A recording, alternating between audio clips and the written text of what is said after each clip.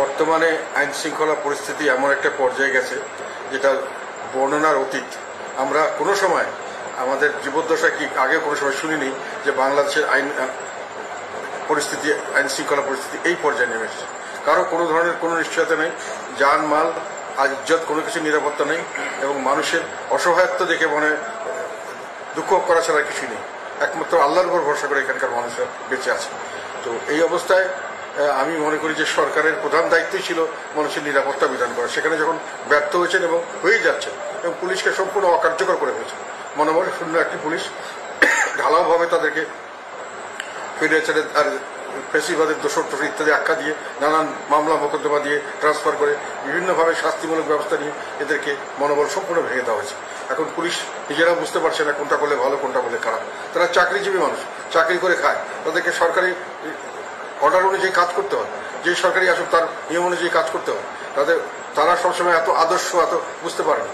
তো এই কথাগুলি চিন্তা না করে তাদেরকে যে কোনোভাবে শাস্তিযোগ্য করা হয়েছে, তাদেরকে জেল দেওয়া হচ্ছে, বিভিন্নভাবে আসামি করা হচ্ছে হামলার জন্য। আর এই জন্য তারা পুলিশ অকার্যকর এবং ওনারা পুলিশকে কার্যকর করার কোনো ব্যবস্থা না করে এখন আবার দেশটাকে একটা আগুনের মুখে ফেলে দিচ্ছেন। আমরা কেউ এখানে সেফ না।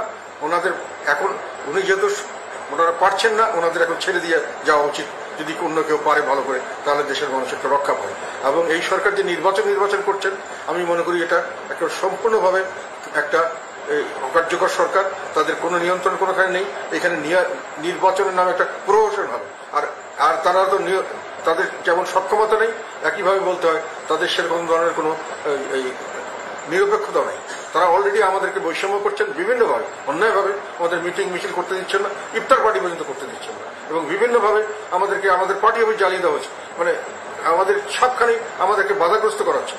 সেখানে আমরা নির্বাচনে অংশগ্রহণ করে কতটুকু আমরা সুফল পাবো? আর ওনাদের নিজস্ব কিছু ফেভারিট মানুষ এবং দল, সেগুলোকে ওনারা বিভিন্নভাবে পৃষ্ঠপোষকতা করছেন। সরকারে তারা না থাকার পরও সরকারি সমস্ত সুযোগ সুবিধা নিয়ে তারা নির্বাচন সবকিছুর দিকে এগিয়ে যাচ্ছেন, রাজনীতি করে যাচ্ছেন। এই পরিস্থিতিতে কোনো সঠিক নির্বাচন হওয়া সম্ভব নয়। আমরা সেই জন্যই মনে করি এই সরকার চলে যাওয়া উচিত। ওনারা দেশ চালাতে পারছেন না, ওনারা সুষ্ঠু নির্বাচনও দিতে পারবেন না। আর যেটা ওনার সংস্কারের নামে যে কথাটা গান তুলেছেন, এবং দুটোই ওনারা করছেন যে মনে হচ্ছে যেন সময় বেশি করে ক্ষমতায় থেকে নিজেদের স্বার্থ সিদ্ধ করা, নিজেদের দলকে শক্তিশালী করা, এটি তাদের প্রধান উদ্দেশ্য। আইন শৃঙ্খলার অবনতিটাও এরা একটা এক্সকিউজ হিসেবে দেখিয়ে ওটাও ওনারা ক্ষমতা দীর্ঘায়িত করতে চাচ্ছেন বলে মনে হচ্ছে। তো আমি সংস্কারের কথা এটি বললাম, যারা সংস্কারের কাজে আছেন তারা অত্যন্ত জ্ঞানীগুণী মানুষ, লেখাপড়া ভালো, সবই আমি বিশ্বাস করি।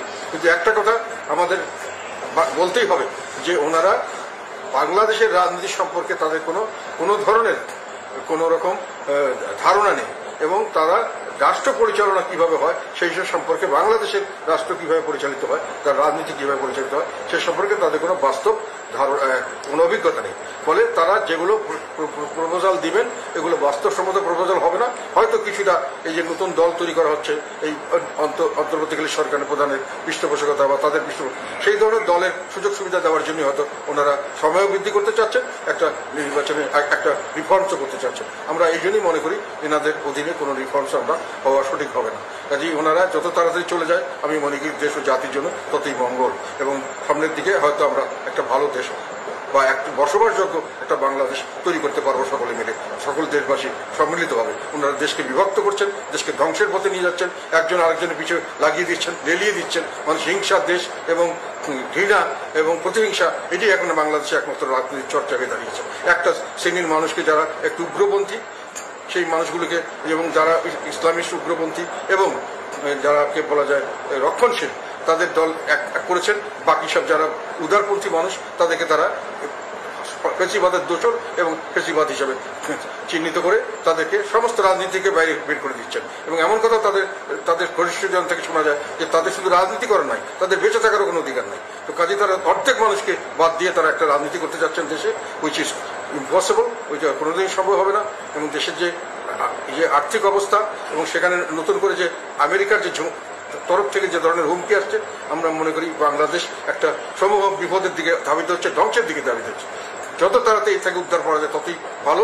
তার প্রধান এবং আমি মনে করি এবং জরুরি কাজ হলো এই সরকারকে সরে নতুন করে সরকার আসবে।